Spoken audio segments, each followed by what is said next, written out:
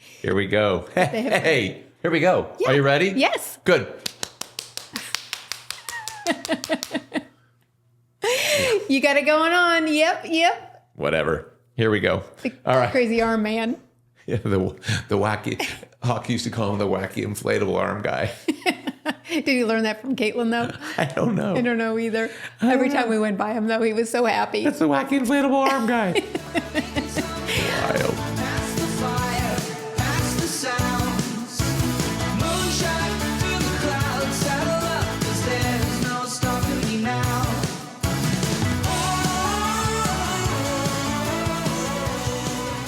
Yes. Good day and welcome to another upbeat, exciting, and informative episode of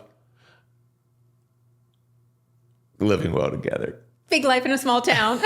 I was waiting it out. I'm like, he's got this. What do we call this again? Yeah, Living Well Together. I do wonder. So I met a new guy today, though. We got to have him as a guest. He's a new physical therapist across the street. Oh, fun. Popped in here, did a little visit. So we got a. I love it. Yeah.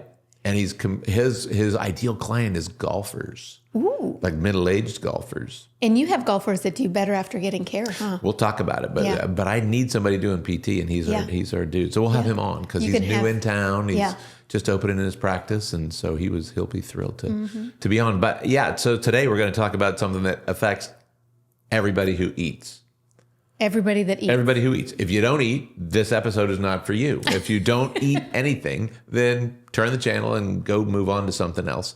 But if you eat things, anything really, that is grown, processed, manufactured, created on or put on your planet skin Earth. Or, Right. Well, and we'll touch on that too. Yeah. But if you are a person who enjoys eating, then we may have some new information that you couldn't maybe otherwise have been aware of. Right, exactly. I had made a post today about, is it gluten or is it glyphosate?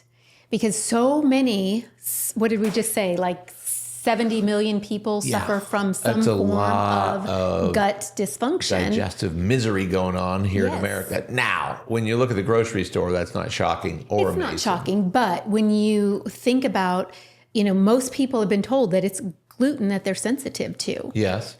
That's their diagnosis. And so they start cutting gluten out of their diet and they still feel miserable, bloated, painful, weird bathroom habits. Give me an example of weird bathroom habits. No, what do you mean? I'm not going to talk about that. You talk about it. Like being constipated for a week. Some people think that's normal. You're not going enough. Yes, exactly. Yes. It just falls into those categories. Valves either stuck open or stuck shut. Yeah. Yeah, so 70 million people in the United States are affected by some form of digestive disease or How'd they figure that out? Like man on the street interviews? Tell us about your poop. It's got to be people going into the doctor's office, right? So it's probably 60 to 70 million people that have complained enough to do something. It's probably more that does. Yeah, I would say the number's probably higher than that. And, because people say, well, it's normal for my kids to have this, or it's normal, or it's common, or whatever. And so I would guess that number to be probably a little bit higher than even what's been projected. I completely agree. Maybe even like 100 million. But when you look at the grocery store, it's also, you can look in the grocery store and see that probably 75%, maybe more, of the things in the store didn't exist 50 years ago. Yeah. There were no Doritos hot things or whatever, like 50 years ago. There were no Hot Pockets 50 years ago. There were no, other, just Sour Patch Kids. Yeah. I'm sure that they had to create, that's why grocery stores are bigger than they used to be. Like when we were in Italy, their grocery stores tiny. are like a little bodega office. Yeah. And you go in there and you get what you need for the day and you go home and you fix it. Right. It's delightful. Yeah. But not a lot of freezer space, not a lot of processed stuff, all real food for real people. So gluten, I don't know, maybe we can just touch on that. What it actually is. It's just a group of proteins. Wait a minute. You're telling me that proteins, like pasta has protein? It's a group of proteins. Yes. A coagulant of proteins? Yes. A conglomeration of? And found just in certain grains. Yes.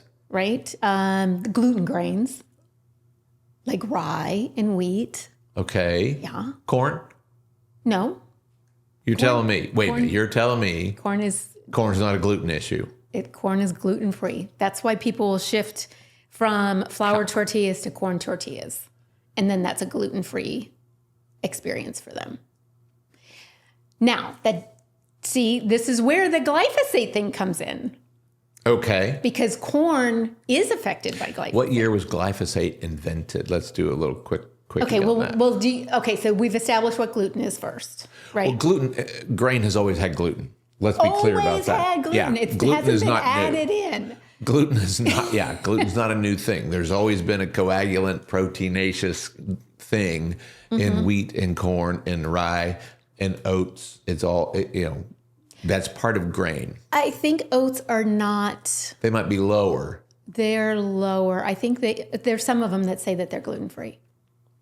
So that's one that usually people can get away with. That's fine. It's actually, oats can actually be very soothing to the digestive tract. They can also be very inflammatory And to they the can. digestive It depends tract. on the Because person. there's lignans. There's also, Yes. Gluten is not the only inflammatory component to grain. Yeah. However, gluten has always been around. Lignans have always been around.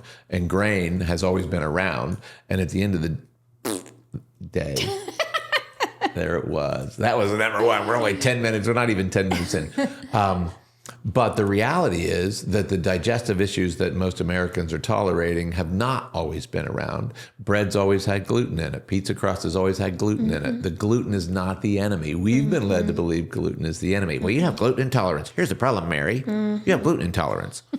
Well, maybe. But everybody would prefer a diagnosis too, rather than just having mystery disease. Sure. So if they can say Right. you have a gluten sensitivity, that actually makes the patient feel better. 'Cause Maybe. they feel like they can take control of it and feel better. But what we've found, I don't know if I feel like you probably have patients talk to you We've about known this this all for the a time. long time. But for my clients, like they're like, I do not eat any gluten. Like Right. I'm completely gluten free. And I'm like, okay, cool.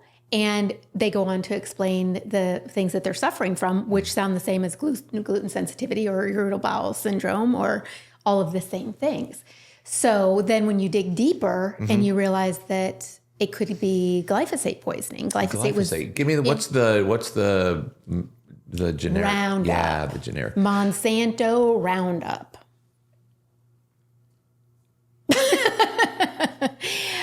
To be clear, neither one of us are suicidal. We're not. I have no thoughts of that. I know. Right? Just so you know, if we wake up unalive.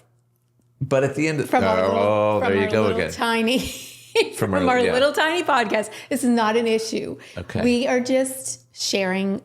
Well, I mean, there's we have lots of been exposed research. to. Yeah, I there's have lots tons of data, research. lots of good research. But what's the purpose of glyphosate? Why would It's an herbicide, okay? right? What's the benefit to the herbicide? Better crop production because it is not, it's keeping things that would harm the By plant. definition, though, what is an herbicide? Poison. Yes, it's a toxin that's designed to kill out weeds. Right. Right. Yes. So Roundup is what people spray in the sidewalk cracks to keep the weeds from growing. Roundup, you can buy it in Lowe's. You'll also know that when you go into a hardware store, I love the smell of a hardware store. But rubber and metal until you get to the pesticide aisle.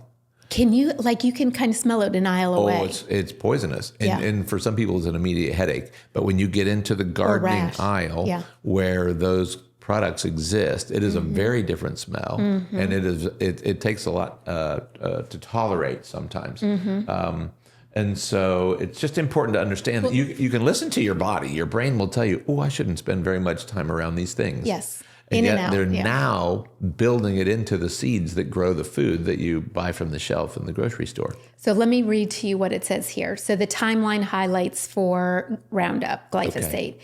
In 1950, glyphosate was first synthesized by a Swiss chemist, Henry Martin, but its herbicidal properties weren't known. Then in 1970, Monsanto scientist John Franz discovered glyphosate's effectiveness as a broad-spectrum weed killer.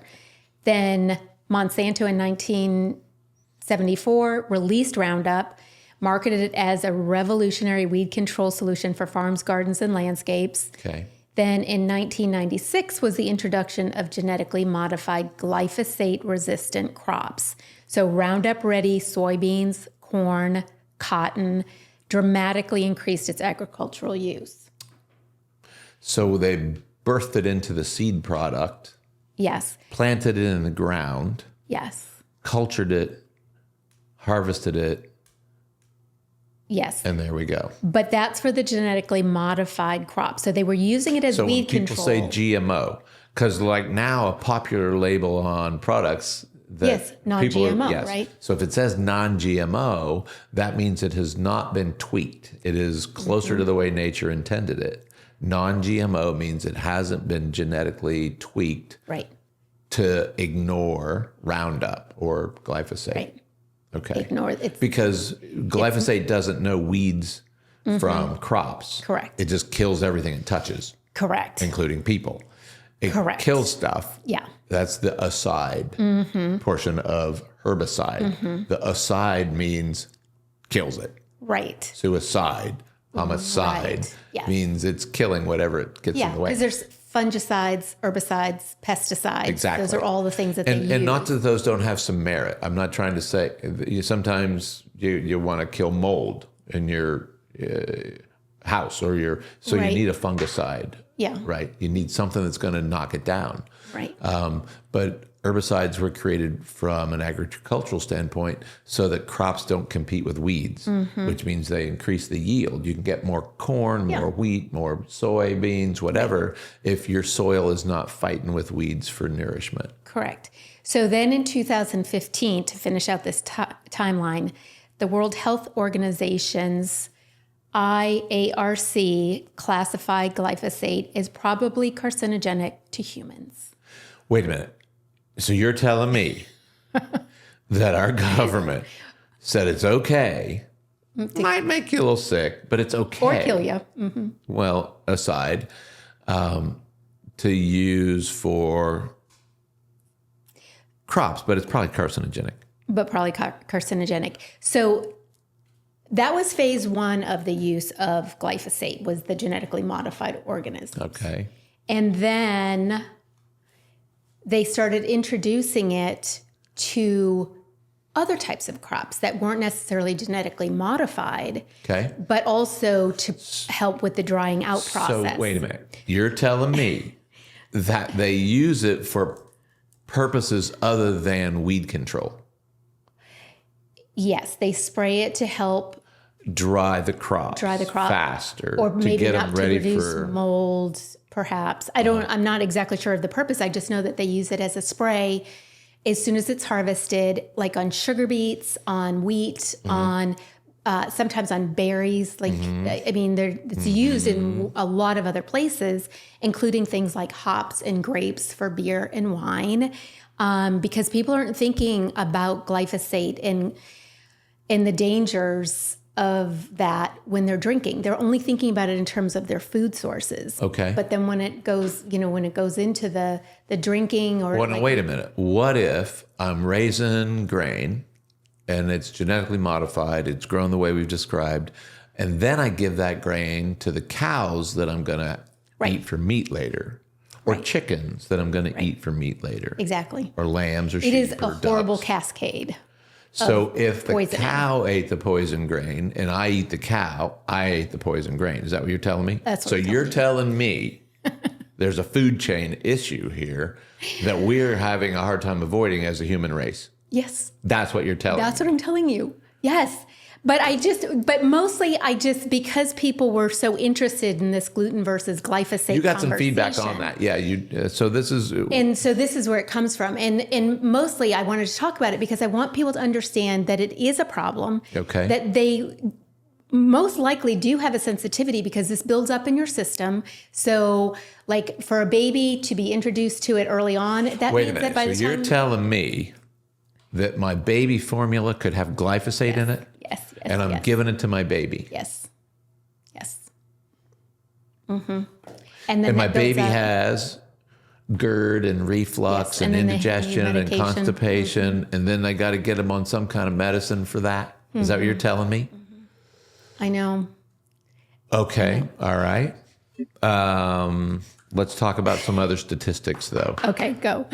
Well, there's studies that say glyphosate exposure to non-Hodgkin's lymphoma, gut damage, and microbiome disruption. There's a link between the consumption of toxic chemistry and human health. Monsanto / Bayer owns Monsanto now. Their stats say that they've paid out $9.6 actually billion with a B in settlements. Well, that was the Dwayne Johnson case. Okay. They settled it for $21 million because he was, I believe he was a worker, maybe even did lawns. Well, we have the link to that. Okay, we can provide the links to all these things. I have all of them. So here's the thing. Are we experts on glyphosate, you and I? We are not. We're not. 100% not. Are we and that's why I aware need of the fact all that of other these. people are being impacted by some of the things that we discuss? Yes, because 100%. it is affecting their quality of life. It's affecting It's the that quality of the lifespan, planet. health It's span, affecting the quality of weather. It's affecting the quality of health. I mean, so every we're time concerned about man dirty rain. thinks they're smarter than God, every time we think we can tweak things in a way that makes them further away from the way nature intended them. Genetically modified. Yeah. Well, here's a weird thing. How do you get seedless grapes? That's genetically modified That's too. genetically modified. Seedless watermelon. Right. Genetically modified. Yeah. So anytime you tweak something that used to be like completely 100% engineered by the creator, it gets less beneficial to human health. Correct. That's what you got to know. Yeah. Well, and I also wanted to talk about this 2025 Italian rat study. And rat studies are rats, not humans, but they were exposed to safe doses and they still developed tumors, including leukemia and liver cancers. Did you already say that? No. But that was surprising to me because that's a very current study. So in Europe, and some people know this, and you don't have to take our word for any of this. You can look at the European ingredient list for most processed foods and see that the list in Europe is very different than the list here in the U.S. And they don't allow glyphosate in Europe. Yes. Which is why I like European wine.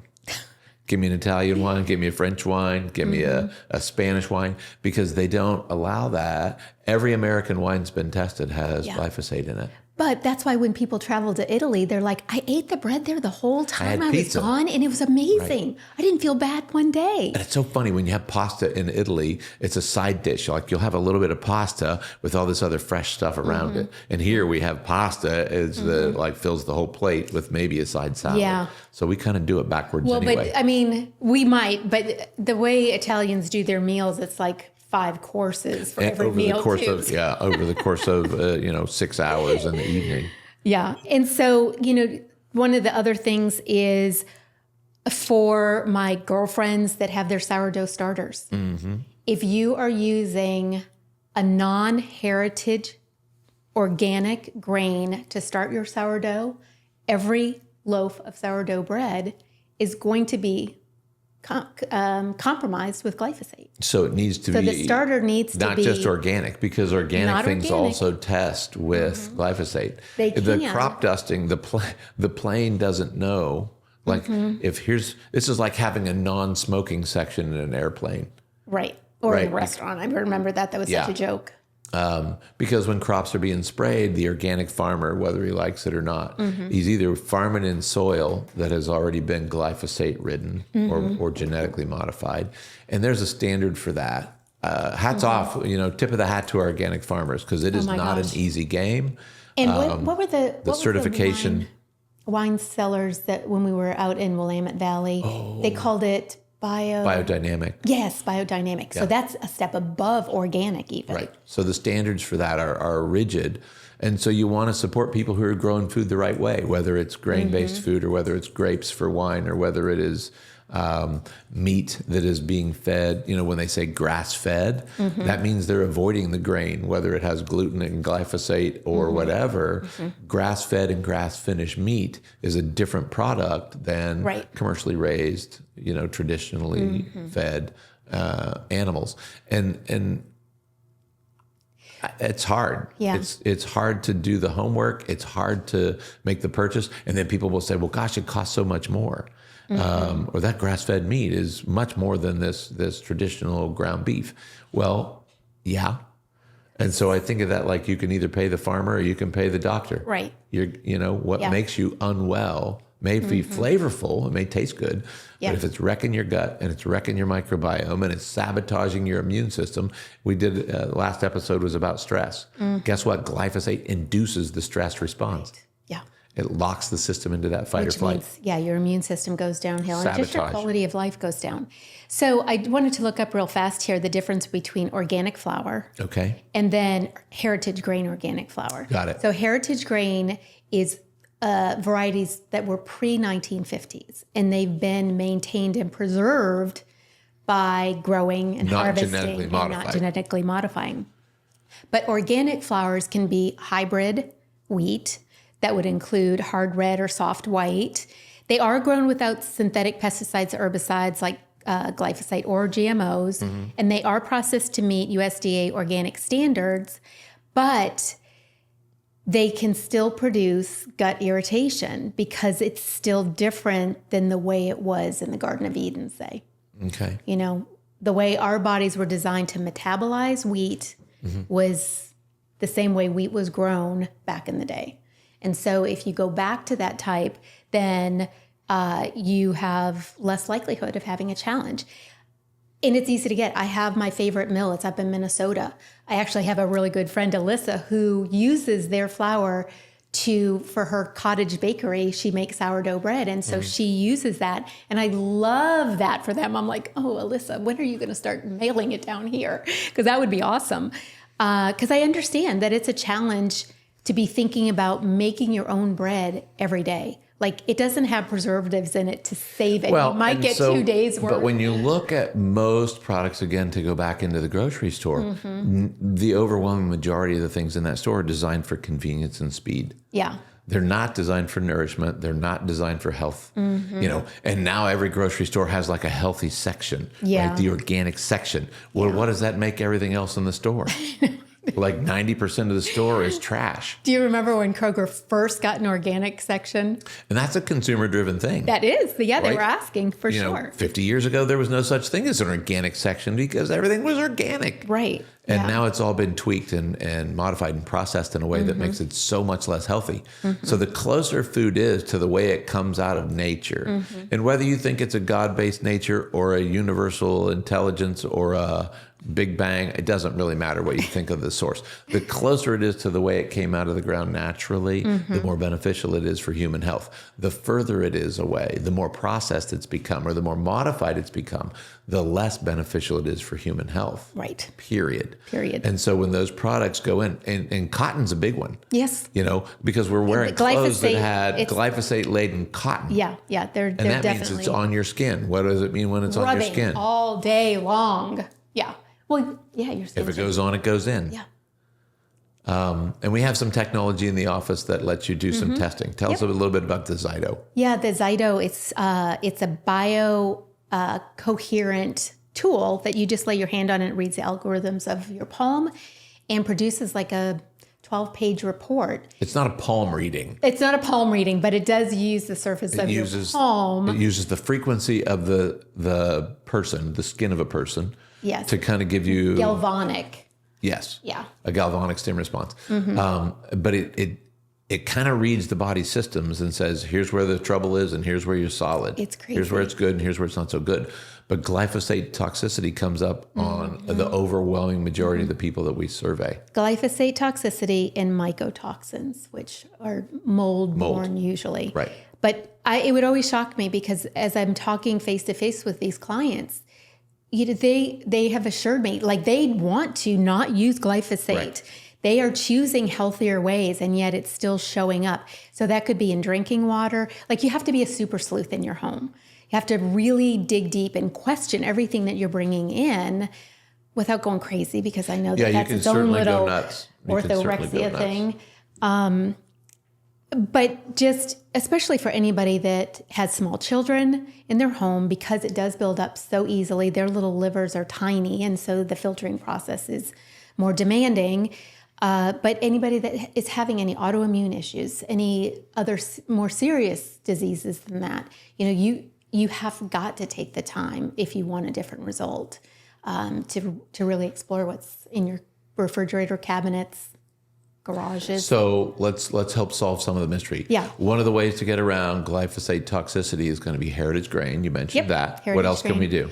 They could rinse or soak grains before cooking them. That can help. Soak them in what? Rinse them in what? They can soak them in clean water, purified water. Purified water, not tap water. Cleaned water. Right. They can look baking for soda. A little baking soda. A little baking soda would be good for pulling away. Yes. Sprayed on. It doesn't change the gene and the modification, but it is helpful to have some baking soda in that water to pull away toxicity. And that would be more for fruits and vegetables. Yes. For that kind of thing. Yeah. I don't know that I would put the baking soda in with the grains. I think it might change it in a weird way. Maybe make them too soft or something if you're then going to mill it. But also finding local people that feel the same way as you and you guys share resources. The Sunrise Flour Mill up in Minnesota, they're awesome. They ship out. They have several different types. They have the sourdough starter. Okay. And that's an easy way to get started. I think they have a kit. And I think I will share a link because I think that I have a link for 10% off for their first orders too. So can we put some links? I mean, we've got tons of links in here for different websites and different.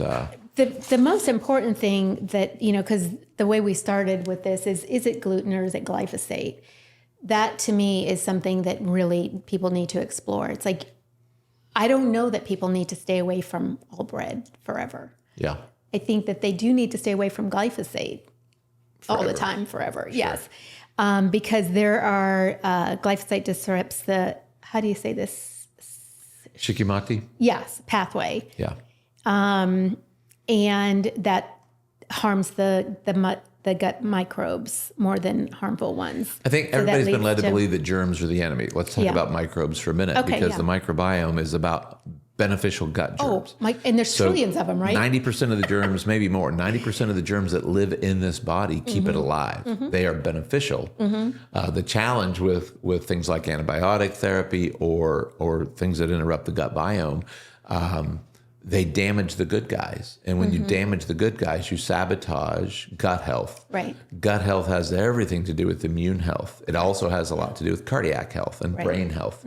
So when you damage the gut, you are changing the way information is processed in lots of parts of the body. So I think most people understand, like with an antibiotic, I think at this point, most people know if I take an antibiotic, I'm going to be killing all of those gut bacteria, and I'm going to need to build them back up again. Right. So they understand that part. But 54% of common gut bacteria were found susceptible to glyphosate. So not just antibiotics are killing off your gut microbes. It could be the food that you're eating. And so just that awareness too, I think it's just so important.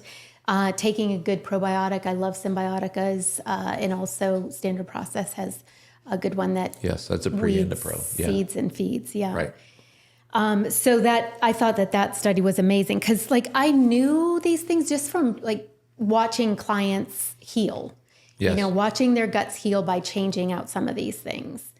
But I had never looked up the studies. So seeing these studies was really eye-opening to me because it's so prevalent. And it also makes it easy to share.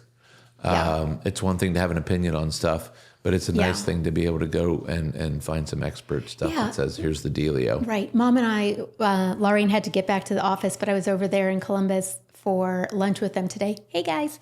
And Mom and I were talking about how the power of an influencer, that people aren't doing their own research because they can pop on TikTok and there's somebody there telling them the answers to their health problems. It's also, though, to be on the other side of that same coin, it makes it very hard. AI has made it very difficult to know what's true and what's false, what's real and what's fiction. Right. So you have to know where to find the research studies. You got to do some digging, and you got to hook up with some people that you trust who either, if you don't want to do the digging, just find somebody who has that you can trust. The other thing we haven't mentioned really was celiac disease.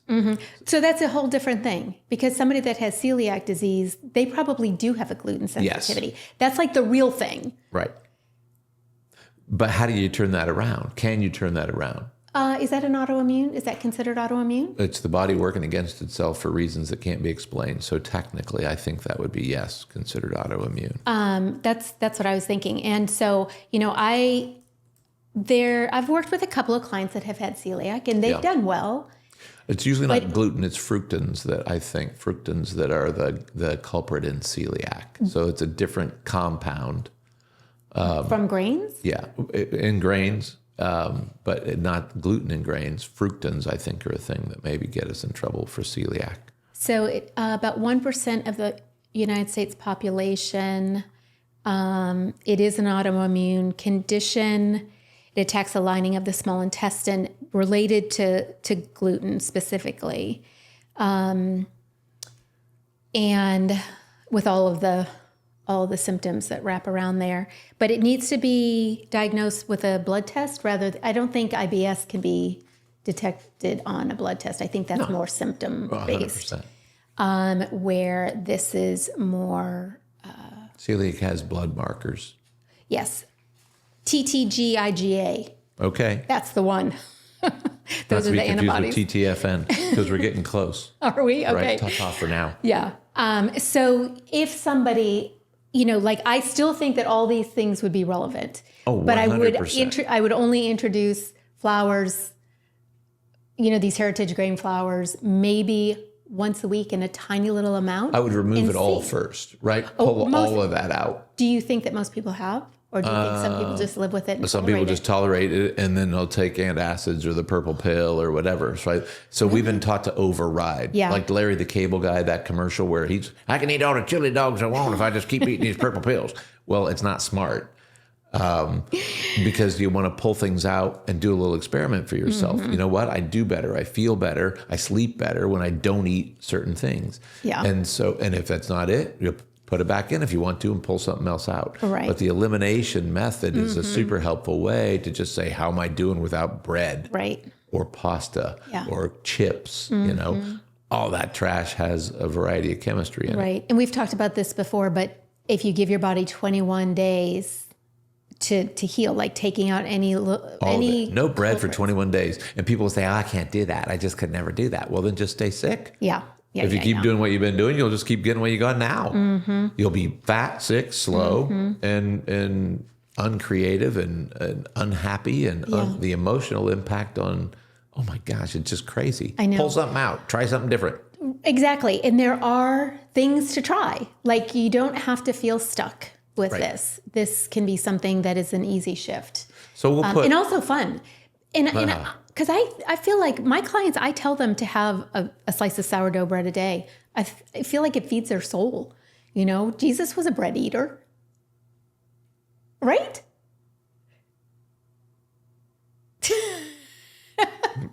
Probably. Well, it says so. He's the bread of life. Yeah. Yeah. So, but the reality is, if you keep doing what you've been doing, you'll keep getting what you got. Our food has been sabotaged. You need to just know that. Yeah. It's been compromised. And we mentioned this a while back, but the FDA, the people who monitor your drugs also monitor your food. You got to kind of wonder. So they'll produce a food that makes you sick, and then they'll sell drugs to manage the sickness. Right. You got to just know that not everybody wants the world to be a happy, healthy place. And now I'm not talking about, the evils. It's kind of evil when you look at, like, behind the curtain, which is not the purpose of this episode, really. But it's really important to understand that gluten is not usually the enemy. The chemistry that we have in our food sources has been compromised. Yep. And not by people with good intentions. I'll just say that. Right. And I like to think that they didn't start out with bad intentions. They were just trying to find Let's things kill to the weeds. help. Well, okay. Right. Well, what's going to happen to the people? Well, but then maybe they wanted to kill the weeds so that they'd have more food for the people to eat. I mean, Maybe. My heart wants to believe that. Okay. Like that they... In your naive little heart, you believe that? Yes. That's why you're wearing I flowery try. earrings. You just think the world's a flowery place. All right, you guys. It's not. But we're wrapping this one up. We're wrapping this one up. What should we have people do if they want more Like, of this subscribe, and share, especially with people that you know that are struggling with gluten sensitivity, and are thinking maybe it's not that. And if you want Zyto testing, we can do that here in the shop. Yep, absolutely. We can see that, target that, make that real. Yeah, that's going to be a 2-day-a-month gig for me. Coming right up. We'll see you later. See you next time. Bye.